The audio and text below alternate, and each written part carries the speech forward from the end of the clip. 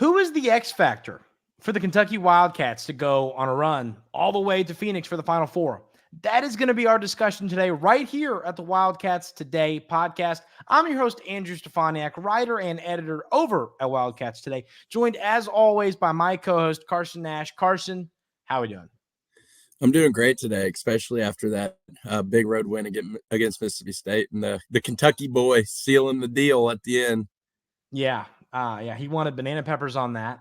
And some hot honey. The hot honey, but if you want it Reed style, you got to get banana. Okay, yeah. That sounds good. No, I'll take the Pep 150. Thanks, Dilly. But we're going to get into that game here in a minute. But first, knowing that Arkansas is coming to town and it's not as interesting of a game to break down as normal, we'll talk about it. But, at the tail end, we wanted to break down who's the X factor for this team to go on a Final Four run. We want to talk more big picture today, and that's kind of what we're going to do. We're going to get into SEC standings and kind of some stuff there in a little bit. But, to me, I wrote an article about it over Wildcats Today. To me, plain and simple, the X factor to this team is Big Z, Zvonimir Ivisic. And I'm going to tell you why. I think it's because it's kind of what we say on this show a lot, Carson, is like, we don't talk about Antonio Reeves. Why? Well, because he's going to score 20 points every night. Why talk about him? What you're getting from Reed and Rob. One of them every night is going. They're never both going to do bad. Has there been a game where they both were bad? I really don't think there has been. I don't think so. There's been games where one isn't as good as the other, and the other is great. So you're going to get an elite performance from one, a good performance from the other. Sometimes elite from both. Sometimes a little rough from one. Great. That's just how they play. It's pretty consistent. I think we know who Adou Thiero is. We know who Trey Mitchell is when he's not banged up. I think he wasn't playing like himself when he was hurt. So hopefully he comes back 100% and he can help this team. But I think the X factor is Big Z. I mean, really. So Carson, who's your X factor? And let's debate this. Yeah, I'll give you a couple things. I think your take on Big Z is good. I think Big Z is definitely an X factor. But based on recent success, I think either Justin Edwards or Adou Thiero is my X factor. And that just pretty much means whoever's playing that 4 position, because both of them are making strides, leaps and bounds on their 3-point shot. I mean, we saw Adou hit a big one against Mississippi State. Like if those guys can start shooting, like Justin's been over 40% recently. If Adou can get up to 40%, I mean, I don't know. I think those are both X factors that can get your team going. And my real X factor is the nuclear lineup. I think that's the X factor. I'm going to take a lineup instead of a player, because I think Reed, Rob, Reeves, and I think one of Adou, Justin at the 4, and then I think Big Z at the 5.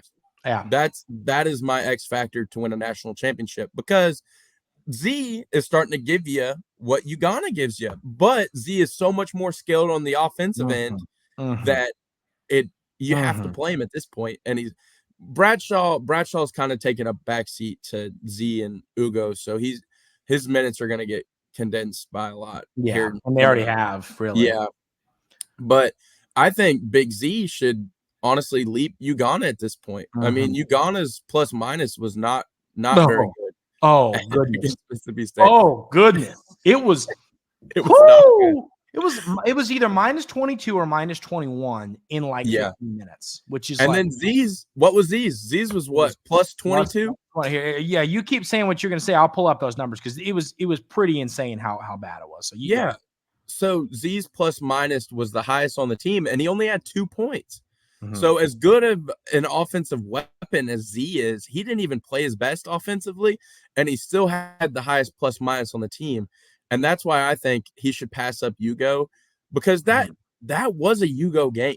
I mean, before the game, we were like, oh yeah, Ugo has to lock down Tolu Smith and do all his defensive things, but he kind of got pushed and shoved around, and Tolu was dominating Ugo at the beginning of the game. So, I mean, at this point, I think you run with the nuclear lineup and you don't look back, in my opinion.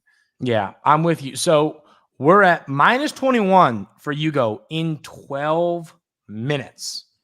And in 21 minutes, Big Z led the team with a plus 17. So think about that. And I know plus minus folks, it's not, the perfect stat, but it's a stat. And, Reed has 32 points on 11 of 14 shooting, 5 rebounds, 7 assists, 2 blocks, 2 steals, and he has a plus 11. Now, he was on the floor for 35 minutes compared to, 21 of Z. So it's a relative stat. It's how you take it. Some like it, some don't. But, I mean, exactly what you said, Carson. Now I'm not saying you go to the bench and I don't want to see him. I'm saying I think Big Z's the guy. I think you should see 25 minutes and 25 and 15. And then Aaron Bradshaw play if someone's in foul trouble. I mean, that's just that's the reality here. I think that you're in a spot right now with Big Z where once again, you hammered it perfectly. What he brings to you offensively in a game where he was 1 for 5 with 2 points, didn't hit his threes, not concerned about that. He can make them. He still was able to give you an incredible plus minus because he stopped Tolu. The whole game, they were just hammering Hugo early. Bang, bang, bang, got out to a huge lead. Tolu was being incredible early. Big Z comes in and he shuts it down. I think, and I'm telling you, his block on Tolu, when I think we were down 9 points, I was like, that was for me to where I was like, okay, we're going to get back in this game. That felt because Tolu did his signature spin move, went offhand, and Z was just 7-3. He just smacks it. And he respectfully declined that offering at the rim. And, I just think maybe I'm just a big Z guy. And that could be the reality. Maybe I am. And if I am, call me out on it. But I'm just telling you, this kid needs to be on the court. What he can bring. So to me, and I want to push back a little bit on what you said about Adou and Justin. I don't disagree with you. I just have I'm a believer that, you don't want to have too many cooks in the kitchen when it comes to scoring. I think you want that guy, like when DJ's on the court, if he wants to facilitate, or Adou's on the court, he wants to defend and rebound and alley-oop, and shoot when he's open. You don't want 5 guys on the floor who want to shoot the ball every time they have it. No, that's not really what I was saying. I was just saying that I think Adou or Justin has to be the X factor, as in they have to hit their shots when they're open because they're so good. They're so good at other things that if they can hit their threes when they're open, then our offense becomes unguardable. And that's the X factor. No, I agree with you. What I'm saying is I just think that I'd rather those shots, in all honesty, go to somebody else. You don't have to have 5 guys on the floor. Now, spacing is key. Guys open for shots. I'd love, like you said, open shots. That's different. Justin and Adou, if they're open, shoot the 3, drive to the rim. I love that. I'm just saying, if I have to rank who I want to shoot the basketball, Adou and Justin are going to be much lower on that list than Rob, Reed, Antonio. You know what I mean? So 100%. But I also think that our offense is best when Adou and Justin sit in the corner and they either crash down for a backdoor lob or they stay out to where Rob can then either choose a floater or kick out to them. And when he kicks out to them, if they're able to make that shot on a consistent basis, then there's no guarding us. And believe that. Tell me what's your guess on what Justin and Adou are shooting a piece from 3 this year? I was surprised when I saw those. Ooh. I'm gonna say Justin 33% and Adou 34.8. 30 for Justin. 34.8, almost 35%. Really for Justin? What's Adou? I thought 30. 33.3. Okay, that's not bad. Yo, I'll take that, every day. Yeah. So I agree with you. I just think that who is the X factor? Once again, this is just a fun conversation. There's no right or wrong answer. And while I agree with you, I think what Z can bring to the table is I think he can be a guy who in March can give you a game where he scores 22 points on 7 of 12 shooting, makes 2 threes, blocks 5 shots, and grabs 9 rebounds. Hugo can't do that.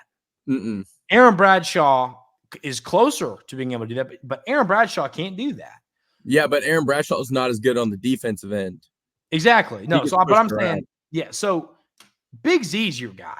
I don't even think it's now, and this is what we're talking. I'm not saying X factor. I'm saying your center. Big Z needs to be the center. Now, if we say that, and then Arkansas is coming to town, I'm trying to think what team who we're going to play that has a good center. Adou. If Adou just shoves them around all day, then it's a conversation to have ahead of the SEC tournament.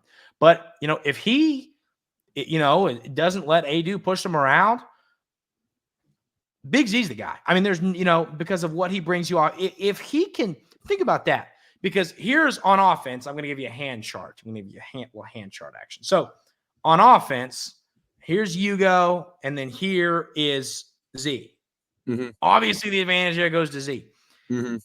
If we thought that was the same on defense in favor of Hugo, but if that is even or close to even, you got to pick Big Z. Conversation who should be on the floor.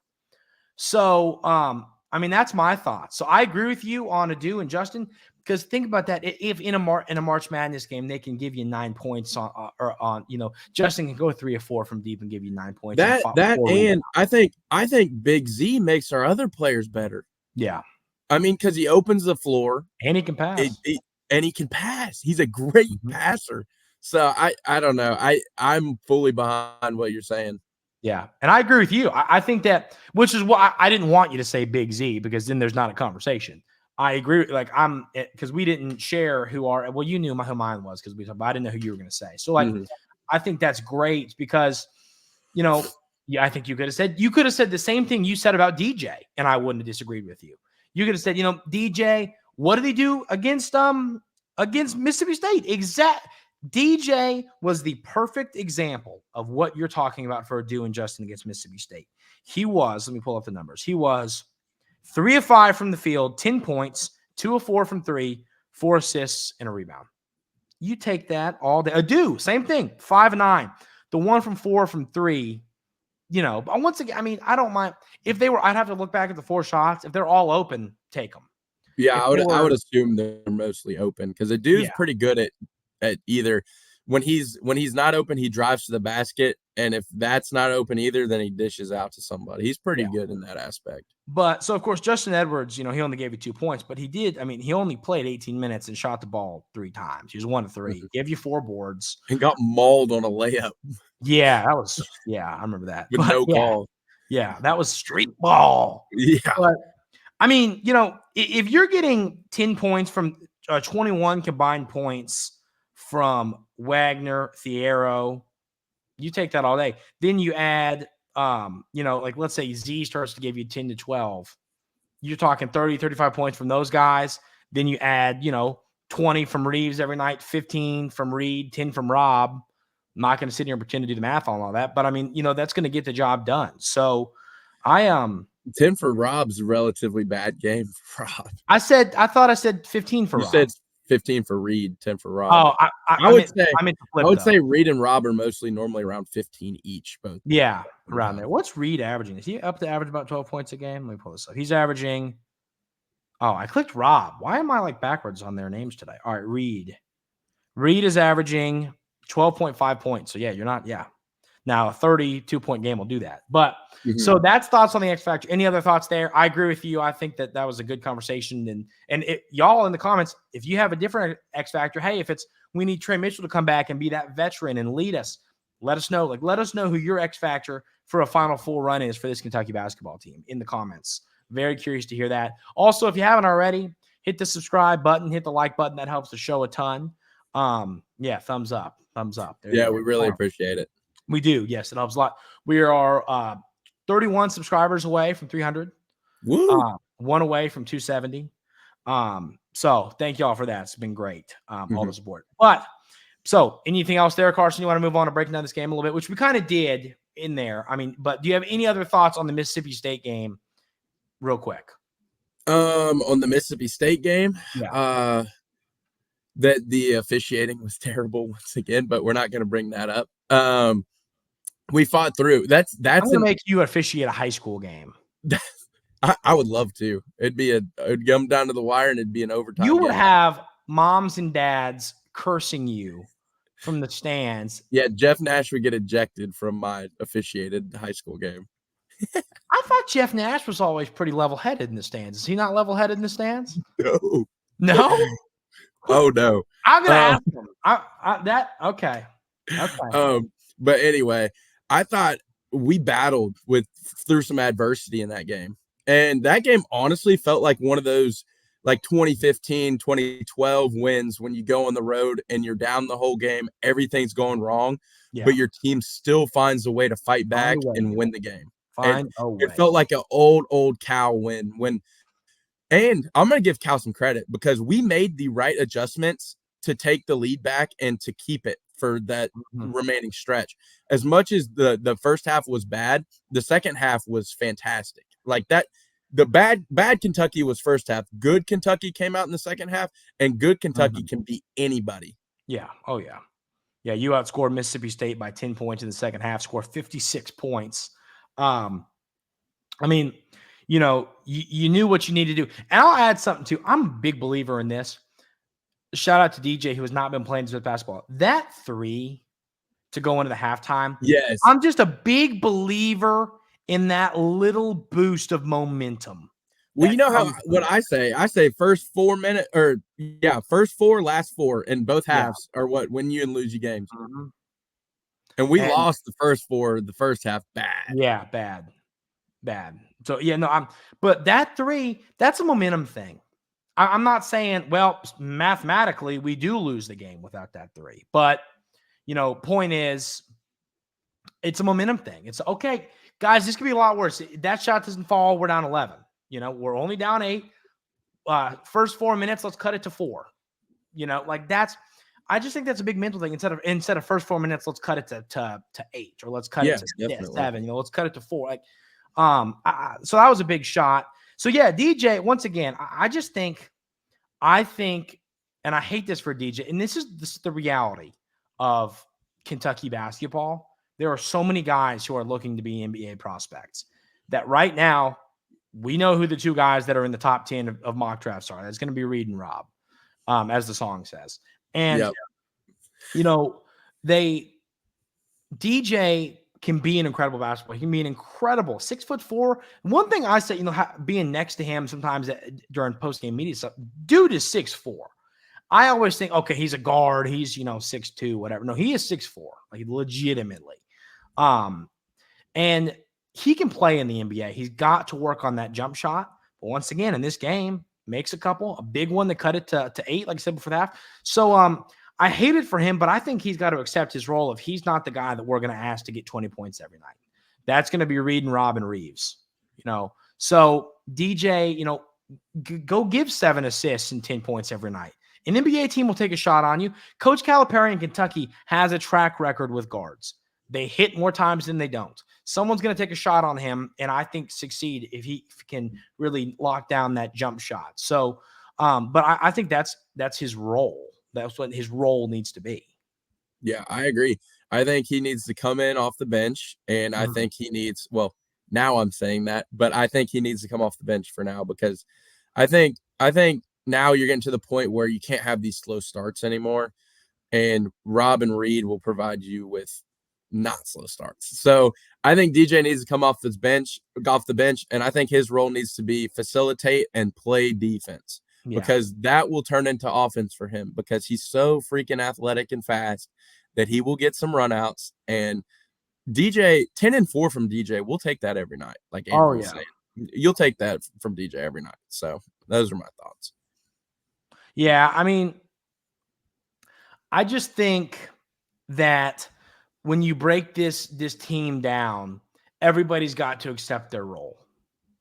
And sometimes that's not the easiest thing to do. Like Aaron Bradshaw, dude was supposed to be a top 15 pick, Justin and DJ. That's just the reality of, and it's funny. Did you catch something from the game? Did you catch something from the game the other night though? About that they're happy. They don't care about them. They care about the team. I love I love. Yeah. That's one thing that Cal is the best at. I mean, there's two things. He's the best recruiter in the country. Yes. And the second best thing is finding all these great players and having them come together as one and to love each other and to accept their roles.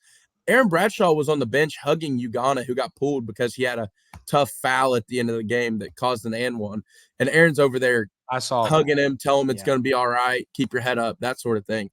like that's the coolest thing ever, dude. Mm-hmm. Like, I don't know. I love it. So, and I'll give you an example. This is one of those funny, and this is going to sound like I'm making this up but this is when I knew Rob was going to be a star. The first question I ever asked him, and it's funny because after I asked him, I was like, ooh, maybe that wasn't like the nicest, but I asked him, a player like you've never come off the bench in your life ever, not once. I mean, that's right. So what is it like adjusting to that role? That's what I asked him. And he said, I don't care. I'm here to win basketball games for the University of Kentucky. That's what I'm here to do. Now, he's also, in doing so, turned into arguably up there with Reed, the best freshman in all college basketball. But like, that minute I heard that, and I'm pretty sure it was after one of the exhibition games. It wasn't even like a regular season game yet. And I was just like, this kid's going to be special. I just had this feeling when he told me that. And, that became a reality. But this team cares about each other. They care about winning. They care about they want to win they want to win number 9. That's what they care about. They don't care about themselves. They don't care about the next level. And I love that. And you're right, Coach Cal does a good job of that. Love that. And one more thing, did you happen to catch any of the post game comments that Reed made? Well, I saw him make the joke about if you miss the shot, you get the rebound and add a couple more seconds to the clock, because we all did that. But did you see him say that? No, but I know what you're talking about, because I was getting ready to say where he was like, this is really cool because, little boy from Kentucky hitting the game winner for Kentucky. Like, you always dream of that. Now, from being from Kentucky, you get goosebumps because you've always wanted to do that, and you get to watch Reed Shepherd do that. And I mean, I'm ecstatic for that kid. Like, he's living out a dream of hundreds of thousands of little kids around Kentucky. So it's really cool to see. Yeah. Cool. Well, I think that's good for the Mississippi State game. I want to talk a little bit of SEC standings just for a couple minutes. Talk a couple minutes talk a couple minutes about the Arkansas game, and then get on out of here. But so as we sit right now, Cats are 10-5 in SEC play. So let's run through the top couple teams in the SEC. You got Tennessee 12-3, Alabama 12-3, South Carolina 11-4, Florida 10-5, Kentucky 10-5, Auburn 10-5. So, to get the way I kind of see this going, I think the two teams you're going to see fall out, and we're talking about this in reference to being a top 4 seed in the SEC tournament. Could they win a share of the SEC? Yeah, you want the double bye. Is really what you're looking for. So we're not going to break this down like situationally. How could Kentucky win a share of the SEC regular season title? Because in all honesty, Kentucky basketball is built off history, and we don't care a ton about that. We care about what comes after that. So, but I think you're going to see South Carolina and Florida fall off. I think you're going to see Tennessee, Alabama, Auburn, and Kentucky be the top 4 seeds in the SEC tournament, getting those double buys. What seeds they're going to be, it's all different. And we can do that. We can pull that up. Like, I can tell you, Tennessee and Alabama have a gauntlet. Kentucky has a pretty easy schedule. Auburn has a pretty easy schedule. Florida and South Carolina, tough. Like, they've got Kentucky and Auburn have the easiest roads because Kentucky gets to play Arkansas and Vandy. And then Tennessee, which is a very tough game in Knoxville. But those two games are like, you can pretty much write them down. Yeah. And so, I mean, what are your thoughts on the standings? And do you think Kentucky ends up getting that double bye? No, I agree with you. I think Florida and South Carolina are most likely to drop out. I don't see those teams as being top tier teams of the SEC, and I think they'll drop some here in the next week. But I think that Kentucky, I think we actually will probably get the 3 seed. And that's just I think we'll get the double bye, and I think we'll get the 3 seed because I think we definitely win Arkansas and Vandy. But you said we're 10-5, right? Yeah, 10-5. Okay, so we're battling so Tennessee's first, then you got Alabama, then Auburn, right? Yeah. And then us. Well, we're tied with Auburn, right? Yeah, tied with Auburn and Florida at 10-5. South Carolina's 11-4. Then Bama and Tennessee at 12-3. And then the drop off from those teams, Mississippi State's 8-7. So it's basically 4 of those 6 teams will be the top 4 seeds. So you need South Carolina to drop one. And if they drop one and you end up beating Tennessee, which I think we can do, it's definitely plausible. I probably would predict us to win there right now, actually, in my opinion. But and I think that I'm gonna guess that we're gonna get the 3 seed. And that's honestly probably where you want to be anyway, because you don't want to play Tennessee in that first round or second round.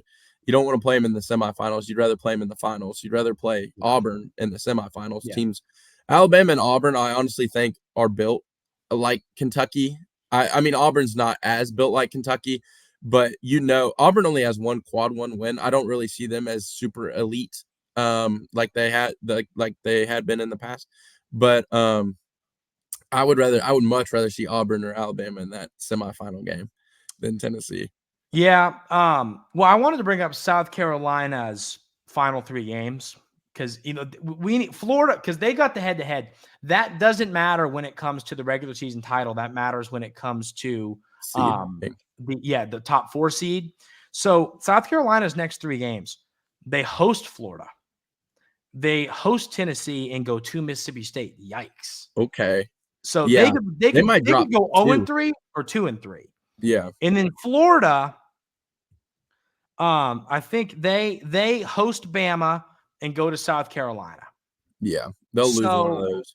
Yeah. So to me, I think Kentucky needs to beat Tennessee. If Kentucky beats Tennessee, South Carolina and Florida will both. I think what you need to hope for there is that Florida beats South Carolina. Because South Carolina, Florida has that extra loss. They have that 5th loss. So they only have to lose 1 if Kentucky were to win out. So Florida, if Florida can beat South Carolina, and then Tennessee can beat South Carolina falls out, and then Bama beat Florida. That right there, you're pretty much locked in as a top 4 seed. What I'd love to see happen, you have to go 3-0. What I'd love to see happen is Tennessee is the 1, Bama as the 4, us as the 2 or the 3, and then Auburn as the 2, because I think Alabama's play style could knock Tennessee out of the tournament. I don't want Tennessee to play Auburn in that game because I think their play styles are a little bit more similar. I would rather Tennessee play Alabama because Alabama has a better chance of beating them because they can run the floor.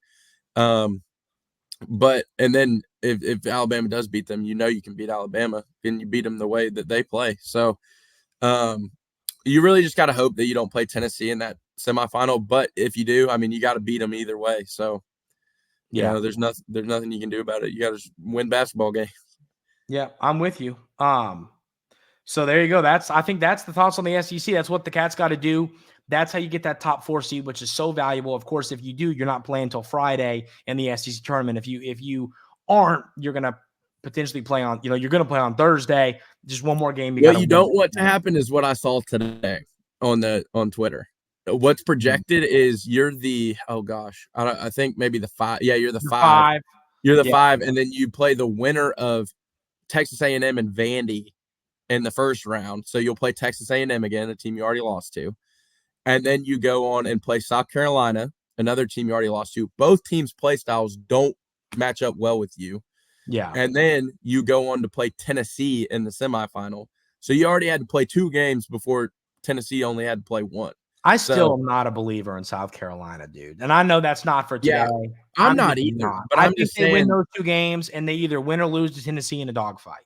Yeah, but you always want fresh legs in those situations. Yes, you're right about that. Having those back-to-back games, plus Texas A&M and South Carolina are very, very physical. So it takes a toll on a team when you're just banging around all the time, and then you got to play Tennessee right after that, probably the most physical team in the SEC. Yeah. So I don't know. And really a team like Texas A&M is fighting for that. They're done unless they win the SEC somehow. They went on a run a couple of years ago. I mean, so their coach is saying, "Hey, listen, like if you want to go dancing, you got to win this thing." So I mean, you're catching a team that's fighting for their playoff hopes, and that's never fun. No. But I mean, Carson, I say, give me a quick hitter thought on Arkansas. Give me an MVP, and give me a final score prediction. I have my final score prediction here. I think it's going to be crazy one. Yeah, Arkansas is pretty awful. I mean, we played a close game down there, but in net, was it net? You said they're worse. Let me read than you those UNC. numbers. Yeah. So in net, Arkansas is 127th. Ooh. They're 2-7 in quad one games.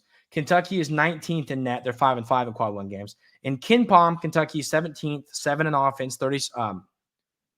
That's not right. 37th in defense. I wrote down the wrong number. Let me pull that up in a second. They're 37th in the last couple games, I think. Well, I don't know what I wrote down. I think I should have it. Oh yeah, I still do have it. I have it right here. What's Kentucky in? Because it is. I promise you, it ain't 37. Probably 60 something. 85. How did that even happen? 37. How did I even write that down? Hey, recently we've been playing like 37. I don't know. Maybe I wrote the number below, whatever. And then Arkansas is 122nd in KenPom, 121st in offense, 134th in defense. So, Carson, give me just quick hit thoughts on this game, MVP score prediction. I'll do the same. We'll call it a day. Yeah, so Arkansas's net ranking is actually worse than UNC Wilmington's. So this is a pretty easy game, or should be, this late in the season. So I'm not going to talk too much about them. They're not a very good team. We saw that down there. I mean, we played the worst game we played all season and still won by 6. Yeah. Yeah. So I think UK is going to win. I think we win big. I think we break the century mark too. I think we score 103, and I think 103 to 78 is my final score prediction. And I think the player of the game is going to be Reeves. For some reason, Reeves hates Arkansas. Will you stop taking who I'm going to say for MVP? I already wrote it down, so it's not like I'm just saying this. I called him the mayor. And I'm just going to take it. I'm saying Reeves too. I'm not going to pivot. I'm sticking with Reeves. The mayor of Fayetteville, Arkansas, Antonio Reeves, will score 25 points or more. Place your bets and thank us later. Kentucky wins this game 91-68 in blowout fashion, which they will then blow out Vandy. And then we got a big one that's going to be a ton of fun to break down against Tennessee. So anything else, Carson, or are you good to call today? No, that's it. I got everything out I needed to. Perfect. Yeah. Leave those thoughts in the comments, ladies and gentlemen. Give us MVP score prediction for the Arkansas game. Give us your X factor for a Final Four run for this team. What seed do you think Kentucky's going to be in the SEC tournament? Hammer us with all that information. We're curious to hear everybody's thoughts. And like we said earlier, if you haven't already, hit that like and subscribe button. It helps the show a ton. Really do appreciate it. And remember, we are also on podcast platforms. Wherever you get podcasts, you can find us there as well. If you're driving to Nashville and want to hear our breakdown of the SEC tournament, can't watch it on YouTube because no phones and driving, right? Yes, you can listen to us on audio version as well. But that's going to do it for today's episode of the Wildcats Today podcast. Everybody have a great rest of your day today, and we will see y'all next time to break down what happened in the Arkansas game. So have a good weekend, everybody. We'll see you next time.